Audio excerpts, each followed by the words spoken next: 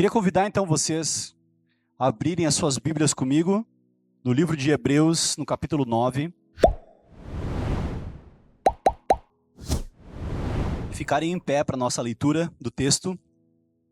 Nós leremos do verso 19 ao verso 28.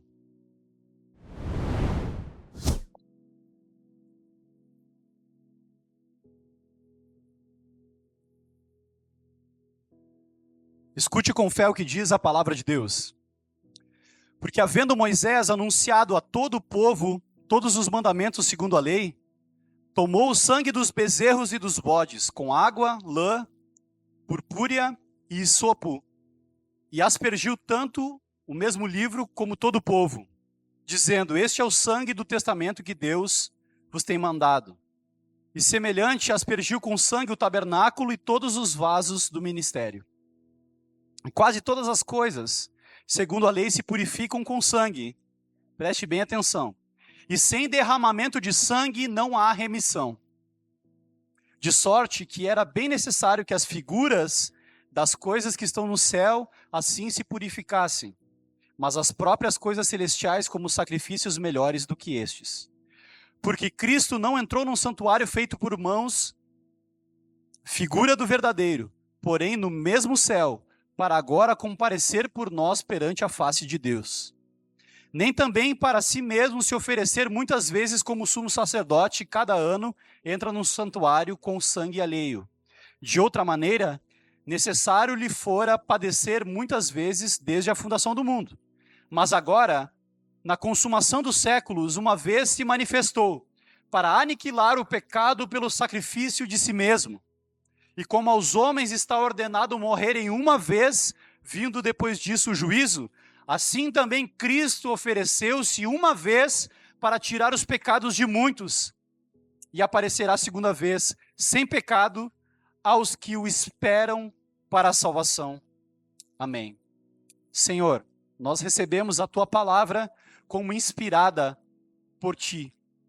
Nós recebemos essa palavra como palavra de Deus, inspirada, infalível e inerrante, Deus.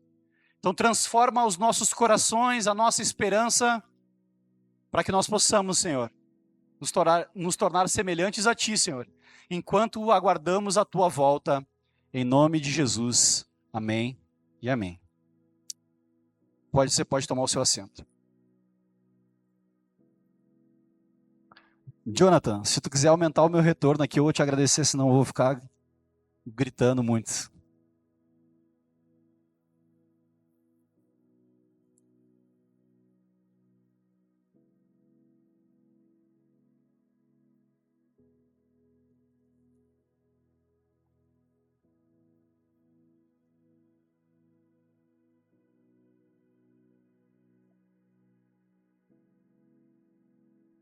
Essa semana, passou na internet aí, nas internets da vida, um vídeo falando sobre uma igreja dos Estados Unidos que evitava falar sobre o sangue de Jesus, a ressurreição e essas coisas mais viscerais, que é o sacrifício de Jesus, que é o que a gente crê, para não espantar os visitantes e para que as pessoas se sentissem mais à vontade para vir à igreja. Isso é muito comum. É muito comum acontecer quando o propósito da igreja é encher a igreja de gente.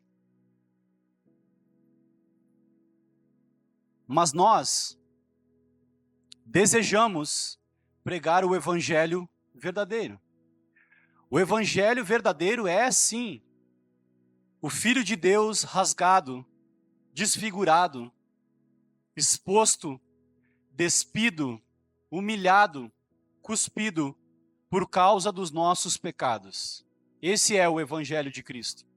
Nós jamais vamos negar o Evangelho de Cristo e a realidade dessas coisas. O Renan está fazendo as artes para a igreja.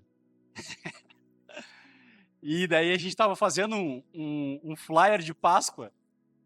E aí eu acho que o Renan pegou muito bem o espírito da coisa, mas assim, pegou tão bem que a primeira amostra do flyer que ele mandou era a mão de Jesus assim, com um cravo bem sangrento, assim. Daí eu falei, a gente pode ir um pouquinho mais leve, assim, um pouquinho só, não precisa ser tão gore, assim, tão, né, Alfred Hitchcock, assim, vamos um pouquinho mais, não nem 8 nem 80, vamos falar sobre a morte e a ressurreição de Jesus. Mas daí eu pedi para ele dar uma alterada lá. Mas ele pegou o espírito da coisa, é isso aí mesmo. É isso aí mesmo. Então hoje nós vamos falar sobre a Páscoa, sobre o significado da Páscoa e o que isso traz para nós hoje, o que isso simboliza para nós hoje e como isso impacta as nossas vidas hoje. Né?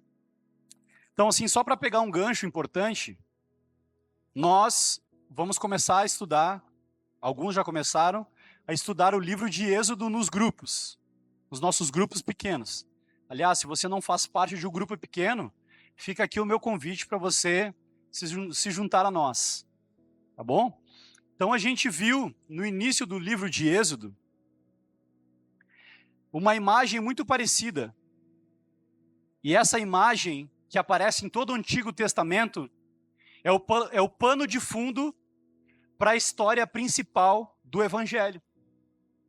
Então essa imagem que aparece desde o Antigo Testamento, desde Gênesis, Êxodo e para frente, essa imagem, ela é o pano de fundo para que o mundo inteiro compreenda o Evangelho.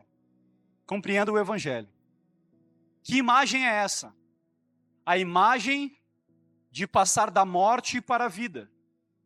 Essa relação entre morte e vida. A primeira imagem que aparece na Bíblia em relação a isso é a salvação proposta por Deus no dilúvio. Deus derrama o seu juízo por causa do pecado. Em Gênesis capítulo 6 diz que porque tinha aumentado a iniquidade no mundo, Deus tinha ficado irado por causa do pecado. E ele resolveu fazer um reset no mundo. E largou uma tromba d'água, como a gente fala aqui. E inundou tudo e afogou todo mundo que era miserável pecador, mas ele revelou sim o seu juízo, mas também revelou a sua misericórdia, de igual forma, salvando a família de Noé através da arca. Inclusive, o nome do meu filho é Noa, que significa Noé, por causa disso. Porque Noé foi aquele que conseguiu incluir a sua família dentro do propósito de Deus e salvar a sua família. Depois, no início de Êxodo, quando vocês estudarem no livro, naquele material lá que o pastorzinho de vocês preparou, vai falar a respeito de como Deus manda um Salvador por meio de uma outra arca. A arca é o cesto no qual foi colocado Moisés, o Salvador do povo de Israel. Inclusive no hebraico, a mesma palavra para arca e para cesto é a mesma. E as duas foram seladas com betume. E vocês lembram no Êxodo que o faraó mandou jogar os bebês no Nilo? Então aquele era o rio da morte. Era o rio da morte dos bebês. E do rio da morte foi tirado alguém para a vida. É isso que significa a palavra Moisés. Tirado. Tirado do rio da morte para promover salvação e libertação para o povo de Deus. Então essa relação de morte e vida, de vir da morte para a vida, de passar da morte para a vida, é uma figura que perpassa toda a Bíblia. Todo o Antigo Testamento encontra o seu ápice, é óbvio, em Jesus Cristo. Mas todas essas imagens são recorrentes no Antigo Testamento.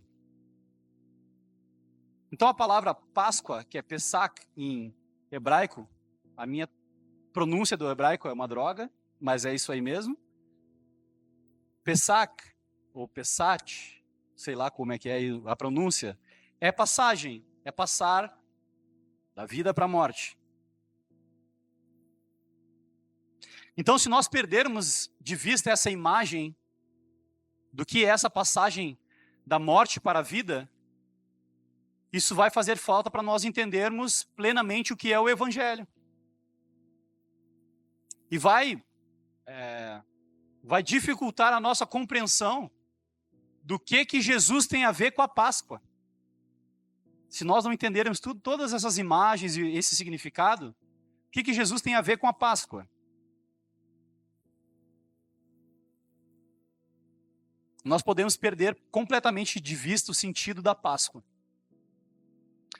Então, meus irmãos, o Evangelho, ele é uma mensagem visceral. É um Deus que é literalmente dilacerado por causa do seu amor pela humanidade. Essas imagens fortes de dor, sofrimento, mostram a vileza, a maldade do nosso pecado e o tipo de punição que deveríamos receber por nos voltarmos contra Deus e vivermos como se Ele não existisse e como se Ele não sustentasse toda a realidade.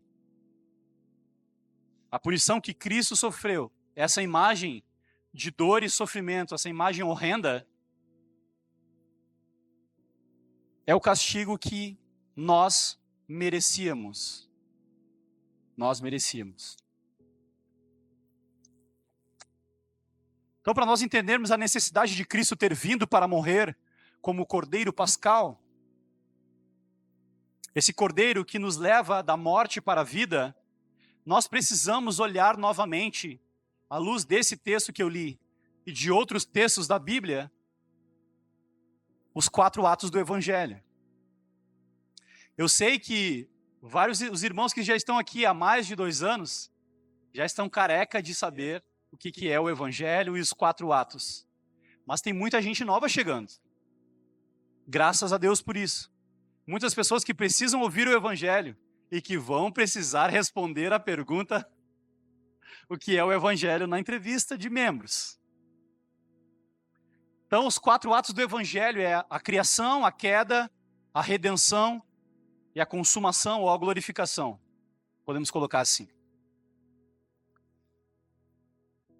Então, antes da gente falar de sacrifício, de morte, de sangue e dessas coisas, a gente precisa responder a pergunta: por que todo esse sacrifício, essa dor, esse sofrimento, esse sangue era necessário? E para isso a gente volta lá para o início, para o Gênesis. O jardim do Éden, o lugar da criação de Deus. Éden significa prazer, deleite. O lugar onde Adão se deleitava na presença do Criador. Era o lugar onde Adão estava. E ele tinha tudo que o homem anseia, ou seja, comunhão profunda, plena e eterna com Deus. Era isso que Adão tinha lá no início. Mas vocês sabem que o segundo ato da peça de teatro de Deus, vocês sabem que Deus é um excelente dramaturgo, sabia, Mário? Deus é um excelente dramaturgo. E o drama das Escrituras é esse: criação, queda, redenção e glorificação. Então, tá lá o homem comendo, comendo as frutas, passando a mão lá no tigre, brincando com o tigre, feliz. Parece aquele flyerzinho das Testemunhas de Jeová, sabe? O homem estava lá feliz, desfrutando de comunhão com Deus e com a natureza, mas ele foi tentado.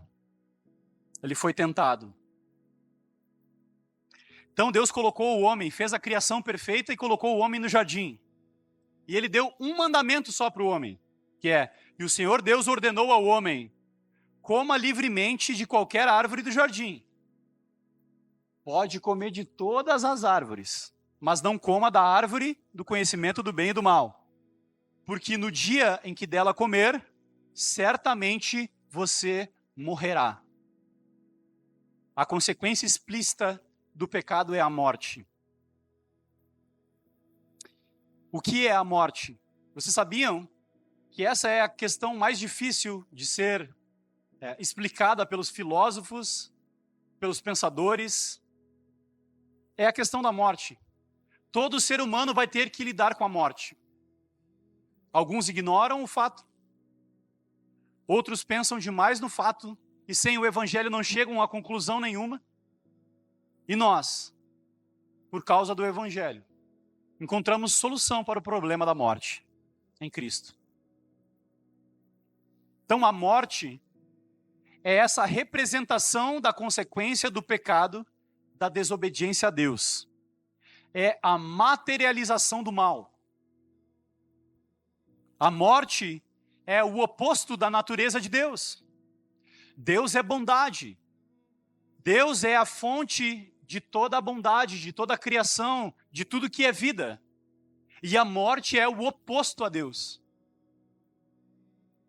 É o oposto da natureza boa e geradora de vida, que é a natureza de Deus. Então a morte é essa representação. Deus criou o homem para viver em comunhão com Deus eternamente. Mas por causa da sua desobediência, por causa da sua busca por autonomia, autossuficiência e autoexistência, o homem experimentou e tem experimentado a experiência da morte, e não só a experiência da morte, mas a experiência de todo o sofrimento que conduz à morte. Então, todo esse sofrimento, as dores, as lágrimas, todas as coisas ruins que acontecem, que são desdobramentos do pecado, é a maneira de Deus nos mostrar também que nós estamos desligados dele, que nós precisamos de Deus e que não há vida sem Deus. Olha o que aconteceu em Gênesis capítulo 3, na queda. Quando a mulher viu que a árvore parecia agradável ao paladar e era atraente aos olhos, e além disso desejável para obter discernimento, tomou do fruto, comeu e deu ao seu marido, que comeu também. Quero fazer uma pausa rapidinho aqui, um parênteses, tá? No hebraico, na língua original, não foi assim, ó, a mulher estava sozinha com a serpente, e aí ela comeu a fruta, e aí ela, que delícia, eu acho que eu vou levar para Adão. E ela vai até em casa, e Adão estava fazendo alguma outra coisa, ocupado, e aí Adão então come também e consente. Não. Adão, a ideia aqui, o tempo, na língua original, dá a ideia de que Adão estava vendo a serpente conversar com a mulher dele, ele vê Eva pegar do fruto, comer do fruto e não fala nada. E consente. E quem cala, consente. E peca junto com a sua esposa. Os dois pecam. E só assim, para arrematar esse entendimento, Deus dá esse mandamento de não comer da árvore antes de criar a mulher. E a responsabilidade era do homem. É por isso que quando Deus vem e aparece, ele não chama Eva, onde estás? Por que comeu o fruto e deu para o seu marido? Não, ele chama o marido. Porque o mandamento tinha sido para o homem. Porque o homem é o sacerdote do lar, como se diz por aí. Ele era responsável por cultivar e guardar a sua esposa do mal e do pecado. E ele falhou ali. Assim como muitos de nós falhamos em ser sacerdotes do lar, em instruir as nossas esposas no caminho do Senhor, em repreender o pecado, inclusive, das nossas esposas. Nós consentimos muitas vezes com o pecado das nossas esposas. Então, olhe lá. Daí vem muito sofrimento. Então, olha o que aconteceu. Eles comeram, os seus olhos se abriram e perceberam que estavam nus. E olha só o que acontece. Então, eles juntaram folhas de figueira para se cobrir. Daí aquela imagem, né, das folhinhas, aqui e tal. É essa ideia de que eles pegaram folhas de figueira e se tamparam. Mas olha que interessante, no versículo 21 diz que essas folhas de figueiras não foram suficientes para cobrir a nudez de Adão e Eva. O versículo 21 diz assim, aqui o Senhor fez roupas de pele e com elas vestiu Adão e sua mulher. Por que isso aconteceu? Alguns teólogos dizem que essa é uma pré-figuração do primeiro sacrifício por causa do pecado. Uma outra coisa que é interessante analisar no texto é que Adão e Eva não morrem imediatamente, que era a consequência do pecado. Então esse animal que foi morto para cobrir a nudez de Adão e Eva foi o sacrifício temporário que o próprio Deus providenciou para tampar a nudez de Adão e Eva. Então a história de sacrifício, de sangue, de morte, vocês lembram que eu li no texto inicial? Sem derramamento de sangue não há remissão de pecados. É disso que a gente está falando. Aqui Deus mata um animal, então. E outra, o Antigo Testamento tem muito essa ideia de imagens. Deus, na frente de Adão e Eva, fez assim, ó, vocês pecaram. Agora, eu falei que o salário do pecado é a morte. Que se vocês comessem, vocês morreriam. Então esse animalzinho vai ter que morrer na frente de vocês, olha aqui, ó. Sangue. É isso que está acontecendo ali. E não só isso. A narrativa de Gênesis continua e uma consequência ainda mais terrível acontece no capítulo 6. Desculpa, no capítulo 4. Os seus 2 filhos, Caim e Abel, exatamente como Deus tinha dito, de que no momento em que eles pecassem a morte entraria, os seus filhos se matam, né? Um mata o outro. Então Deus está mostrando a consequência do pecado de Adão e de Eva.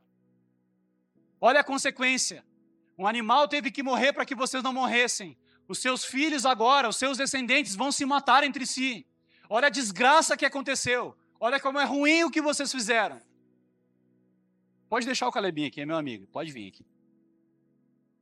Vem pregar com o tio aqui, vem. Tu vai ser pregador ou tu vai ser baterista? As duas coisas, que nem o Luquinhas. Então, depois desse episódio, olha como Deus está mostrando essa imagem de sacrifício, de morte, de pecado e da consequência do pecado. Então, essa imagem de que Deus matou um animal por causa do pecado de Adão e Eva é a ideia de um bode expiatório. Essa imagem vai acontecer depois lá no Êxodo. É necessário que alguém morra, um animal morra, para que a pessoa não seja, para que aquele pecado não seja imputado na pessoa. Então a gente não pode perder de vista essa imagem que aparece em todo o Antigo Testamento.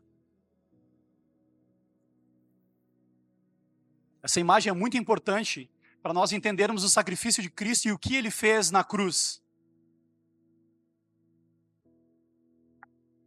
Essa imagem se intensifica ainda mais no Êxodo. Na música que nós cantamos aqui no início, tem a ver com a morte dos primogênitos. Mais sangue derramado, mais filme de terror, de violência.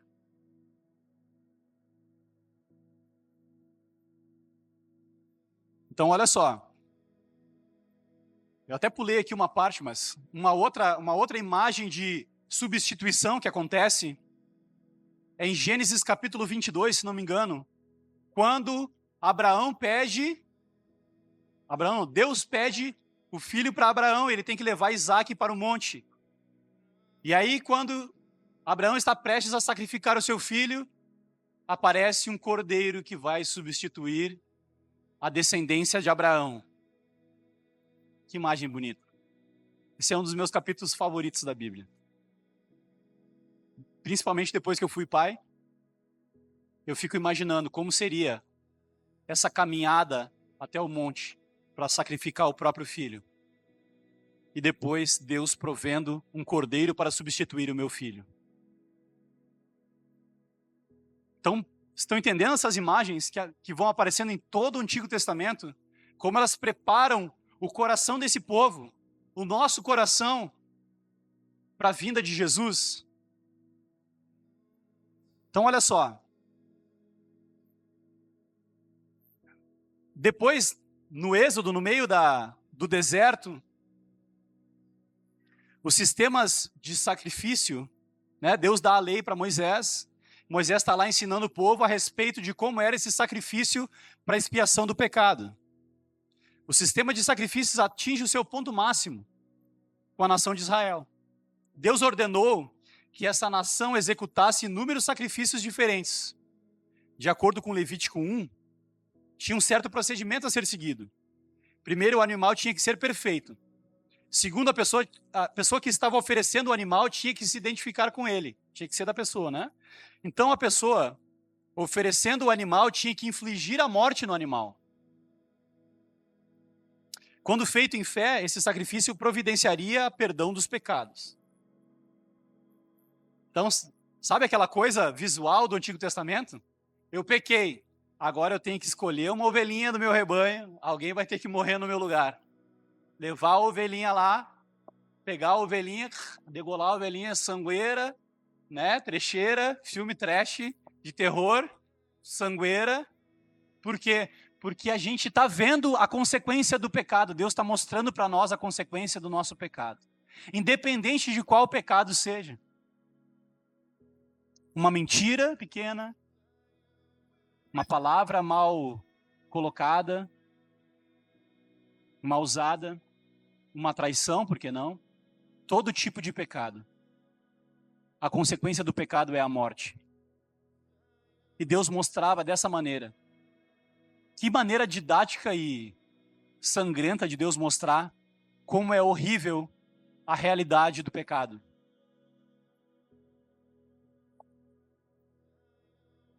E só para encerrar a parte sangrenta da coisa, em Levítico 16, tinha, uma vez no ano, o sumo sacerdote pegava 2 bodes.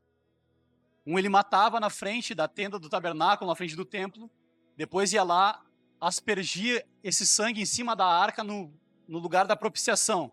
E o outro bode, que daí que vem a expressão bode expiatório, era enviado para o deserto para morrer. Como se, de maneira visual, tivesse falando assim, ó, teu pecado, esse bode está levando embora. Isso é o bode expiatório. Então era a maneira visual de Deus de ensinar que o povo pecava e que algo ruim tinha que acontecer. E que esse algo ruim era para acontecer com as pessoas e não com o animal. O animal morria de maneira inocente.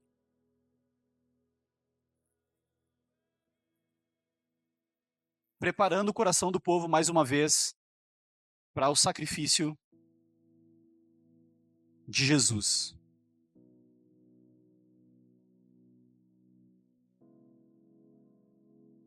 Então, lembrando que eu falei do texto, em Hebreus diz que sem derramamento de sangue não há remissão de pecado.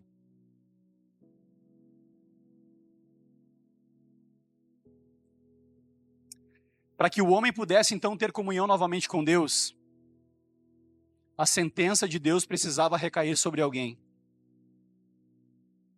Deus perdoava provisoriamente o pecado do homem na antiga aliança, para que na nova aliança, Deus faça a remissão dos pecados de maneira plena através do sangue de Jesus.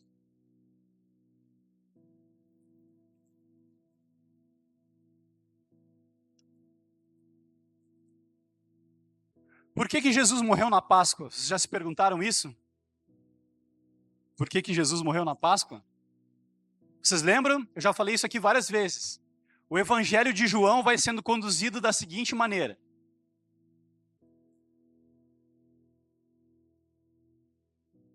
João Batista vê Jesus e ele fala: eis o Cordeiro de Deus que tira o pecado do mundo. Não é isso que João Batista fala no início do Evangelho de João? Eis o Cordeiro de Deus que tira o pecado do mundo. Jesus começa então o seu ministério, começa a ensinar, começa a fazer vários milagres. E as pessoas, né, os seus discípulos, têm a ideia de que Jesus vai tomar o trono de César e vai ser o novo rei. O Messias ia reinar. Só que Jesus sabia que se ele fosse para Jerusalém, ele seria morto. Então, em todo o Evangelho de João, ele vai falando assim, ó, ainda não é a minha hora. Ainda não é chegada a minha hora. Ainda não é chegada a minha hora. Até o momento que ele vai para Jerusalém, depois de falar com os discípulos em Cesareia de Filipe, ele fala assim, ó, agora é chegada a minha hora. Exatamente na época da Páscoa. Na época da Páscoa, eu não sei se vocês já foram para Florianópolis na temporada de praia. Florianópolis triplica quase a população e fica um inferno a cidade. Cheio de argentino, nada contra os argentinos, tá? Se tiver algum argentino, nós te amamos em Cristo, te suportamos em Cristo. Tô brincando. Mas em Jerusalém acontecia a mesma coisa. Por causa da Páscoa, todo o povo judeu ia para Jerusalém, então tinha 5 vezes a população de Jerusalém. Toda a guarda romana ia para Jerusalém, então ficava um caos a cidade. É por isso que rola todo aquele movimento, tanto naquele momento em que Jesus entra, ele é ovacionado pelo povo, que é do domingo de Ramos, né? Hosana nas alturas. Hosana nas alturas não, Hosana, bendito aquele que vem em nome do Senhor. A Hosana é desculpa, da música. Viu como a música ela é doutrinadora? Então Jesus chega em Jerusalém bem na época da Páscoa. E ali está armado todo o cenário em que Jesus vai ser entregue como o Cordeiro Pascal. Não é por acaso que acontece na Páscoa. Aprove a Deus que fosse nesse tempo, para que o povo entendesse que a morte de Jesus não era um acidente, não era uma coincidência, mas foi preparado antes da fundação do mundo. A Bíblia diz que Jesus foi imolado antes da fundação do mundo. Ele já era o Cordeiro Pascal, antes da fundação do mundo.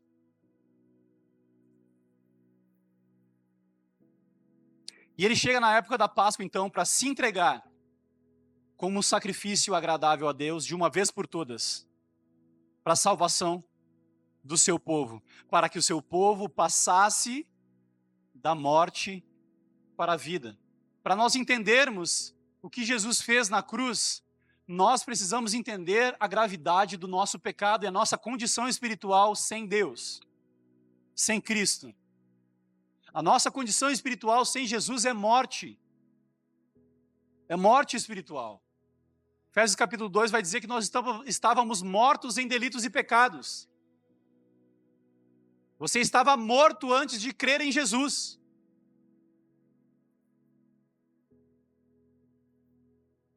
Então o Billy Graham falava o seguinte: a cruz mostra a gravidade do nosso pecado, mas também mostra o incomensurável amor de Deus.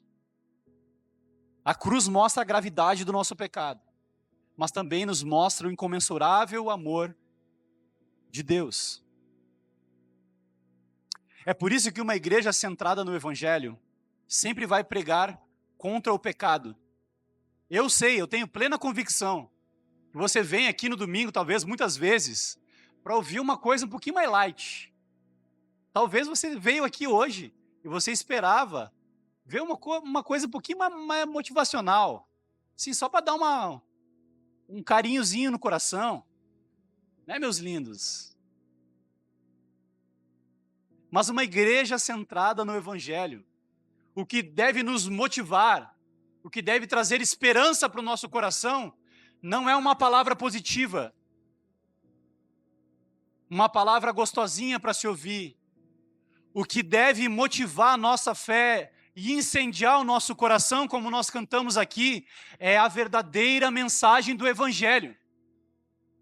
Porque aqueles que creem em Jesus se incendeiam não com palavras bonitinhas, mas com a verdadeira e fiel pregação do Evangelho. Então, se você crê em Jesus, você vai sair daqui com o coração incendiado pela mensagem do Evangelho.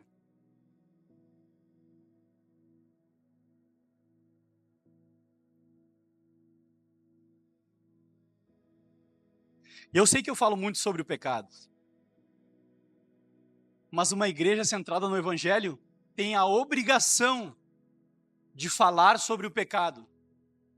Porque foi por causa do nosso pecado que Cristo veio ao mundo, nasceu, viveu entre nós e se entregou como sacrifício.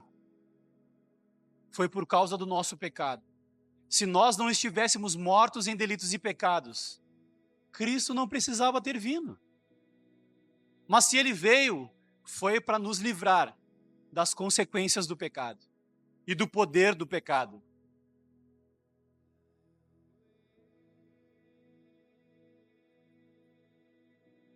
Olha o que diz em 2 Coríntios 5, 21. Se eu não me engano, esse é o versículo favorito do Luquinhas.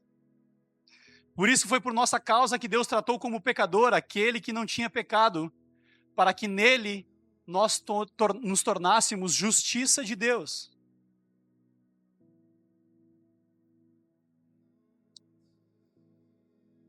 Martim Lutero tinha umas frases bem ácidas. Eu me identifico com ele, não sei porquê. Martim Lutero diz que Jesus foi o maior pecador de todos os tempos. Por quê? Porque ele levou sobre si os pecados de toda a humanidade de uma só vez na cruz.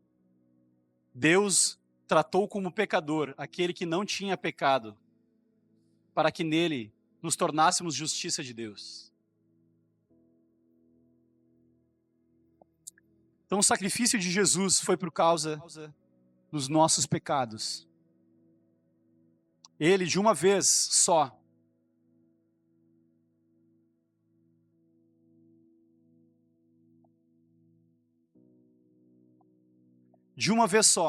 de maneira perfeita, plena, ele é aquele bode expiatório, o Cordeiro de Deus que tira o pecado do mundo. É por isso que Cristo teve que morrer uma morte tão violenta e tão horrenda, por causa da maldade do nosso pecado. É por isso, meus irmãos, uma das aplicações que nós podemos fazer aqui é: o cristão verdadeiro jamais negocia com o pecado. O cristão verdadeiro não fica brincando com o pecado, não fica flertando com o pecado. Porque foi por causa do pecado que o nosso Salvador foi crucificado. Nós temos que ter isso em mente. Temos que ter isso em mente. Beleza, Jader, já entendi.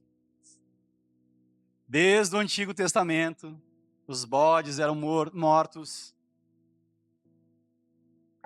Várias cenas horrendas de sangue. Imagina quantas vezes, uma vez no ano, toda vez que o cara pecava, tinha que ir lá pegar um... Que sangueira, que coisa horrível. Que bom, né? Que Jesus, de uma vez por todas, acabou com esse negócio de sacrifício. De uma vez por todas, Cristo morreu pelos nossos pecados. Mas a história não acaba na crucificação. A história não acaba na crucificação. Porque diferente de outros heróis e de outros mártires, Jesus não é mais um. Jesus é o Salvador do mundo.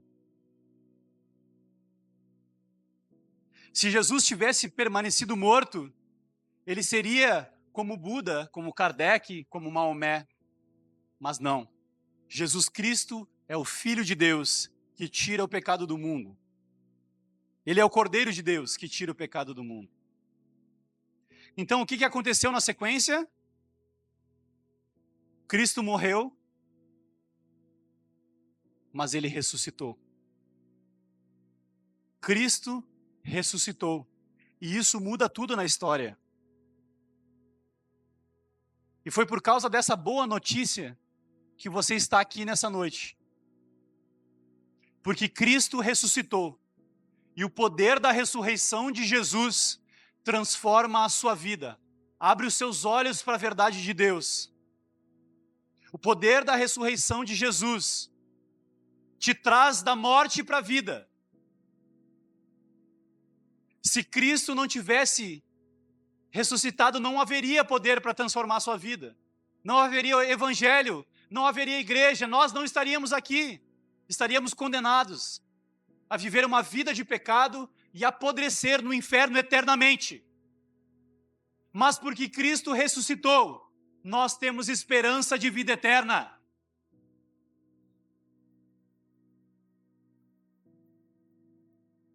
A má notícia é que o nosso pecado levou Jesus para a cruz.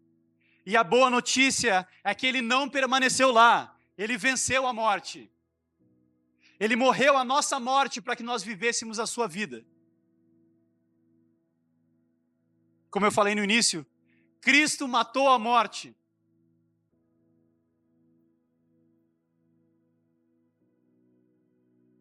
Inclusive tem um livro que o título é muito interessante, que é A Morte da Morte na Morte de Cristo. Essa é a boa notícia do Evangelho. Essa é a esperança que nós celebramos da Páscoa. Cristo é o verdadeiro Cordeiro Pascal. A verdadeira Páscoa é Cristo. É bom comer chocolate. A gente não é contra comer chocolate, tá? Compra teus ovos de chocolate, come. Hoje eu estava terminando o sermão comendo um belo de um ovo de chocolate. Não tem problema nenhum. Mas lembre-se que a verdadeira Páscoa é Cristo. É isso que tem que nortear a sua vida. É isso que tem que dar sentido para a sua vida.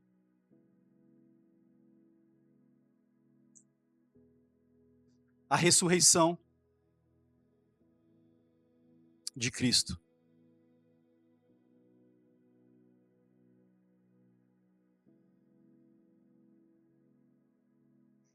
Essa notícia deixa vocês felizes? Vocês realmente...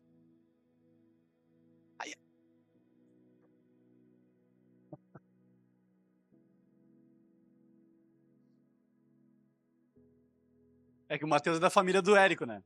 E daí o Gil já pegou, ele já caiu nos 100 quilos, já ia passar a guarda ali, já ia...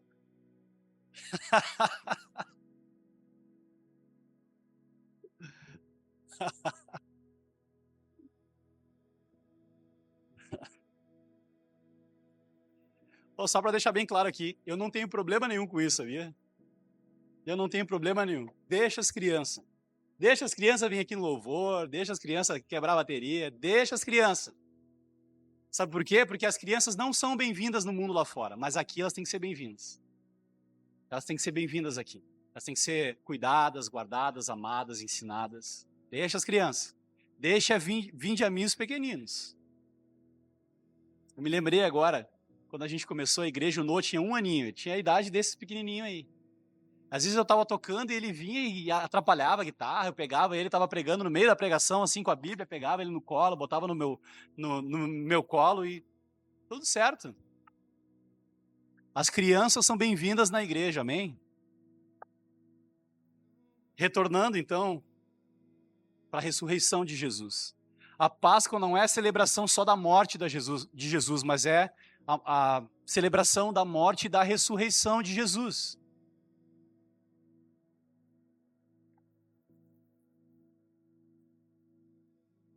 Cristo não é como os outros mártires e os outros falsos deuses. Cristo ressuscitou e isso muda tudo na história. Por causa da ressurreição de Cristo, nós temos esperança da ressurreição também. Os cristãos creem que um dia eles vão ressuscitar assim como Cristo ressuscitou, sabia disso? Sabia que essa é uma doutrina cristã? A doutrina da ressurreição do corpo? Nós cremos que um dia ressuscitaremos quando Cristo voltar. Ou seja, a morte não tem mais poder sobre nós. Nós pertencemos ao Senhor. Ele comprou o nosso preço, Ele pagou o preço da nossa salvação. Como nós cantamos aqui. Cristãos não têm medo da morte. É por isso que pessoas se entregam ao martírio como missionários. É por isso que quanto mais risco de morte, mais a igreja cresce. Às vezes o crente está meio morninho, bota uma perseguição, bota um terror, uma teoria da conspiração, os crentes já começam a vir para a igreja de novo. Por quê? Porque a gente cresce no meio da adversidade. Porque a gente é versado em sofrimento. É com a gente. Então, para encerrar, eu queria ler aqui algumas palavras de Paulo, em 1 Coríntios 15, que diz assim: essa é a nossa esperança. Onde está a morte, a sua vitória? Onde está a morte, o seu aguilhão? O aguilhão da morte é o pecado, e o poder do pecado é a lei. Mas a graça de Deus que nos dá a vitória por meio do nosso Senhor Jesus Cristo. Portanto, meus irmãos, meus amados irmãos, mantenham-se firmes e inabaláveis. Sejam sempre dedicados à obra do Senhor, pois vocês sabem que no Senhor o trabalho de vocês não é inútil. Irmãos, para mim é uma alegria muito grande chegar aqui na igreja hoje. E eu orei sobre isso no meu devocional essa semana. Eu pedi, volta e meia o Luquinhas me lembra sobre isso. E quando ele conheceu a igreja, eu acho que no culto que ele foi, devia ter umas 9 pessoas. 9 pessoas. E ele me viu pregando com essa mesma ênfase, com esse mesmo sangue no olho que eu estou agora. E eu orei essa semana, para que Deus me desse essa graça, de continuar firme e fiel ao Evangelho, pregando com fidelidade, com amor e com paixão, independente do número de pessoas que estiver aqui. E para mim é uma alegria ver essa igreja hoje cheia. É a realização de um sonho que Deus colocou no meu coração lá no início, que eu nunca imaginei, ou ora imaginava, ora duvidava, mas nem nos meus melhores sonhos eu consegui enxergar tão vividamente essa imagem. A igreja de Jesus triunfante. A igreja de Jesus reunida por causa do Evangelho. A igreja de Jesus reunida por causa da morte e da ressurreição de Jesus. E é isso que nós comemoramos na Páscoa. Cristo ressuscitou e por isso que existe a igreja. Permaneçamos firmes, inabaláveis na esperança da ressurreição. Assim como Cristo ressuscitou dos mortos, nós ressuscitaremos um dia para viver com Ele eternamente. Amém. Amém? Vamos orar? Senhor, nós cremos, Senhor, na Tua ressurreição. Nós cremos, Pai, que Tu venceu a morte, que a morte não tem poder mais sobre nós, Senhor. Agora nos ajuda, Senhor, a lembrar no nosso dia a dia que não há nada mais importante do que Tu, Senhor. Nada mais importante do que o Teu Evangelho, Senhor, para nortear as nossas vidas, para que nós possamos fundamentar as nossas vidas na verdade de Deus, que é o Evangelho, Senhor. Nós Te pedimos, Senhor. Às vezes nós perdemos o Evangelho de vista. Às vezes nós nos entretemos, Senhor, com coisas materiais, com trabalho, com carreira, com coisas temporais que oxidam, que enferrujam, que esfarelam, que perecem, Senhor. Mas a esperança do Teu Evangelho é viva e permanece para sempre, Senhor. Nos ajuda a manter os nossos olhos na Tua cruz, mas também nos ajuda a manter os nossos olhos na tumba vazia, porque Cristo, o nosso Senhor e Salvador, ressuscitou dos mortos e nos prometeu que todos aqueles que crescem no Seu nome também ressuscitariam com Ele no último dia. E nós cremos, Senhor, que estaremos contigo para toda a eternidade, por causa do Teu sacrifício e da Tua ressurreição. Assim nós oramos, em nome de Jesus. Amém e amém. Amém, queridos?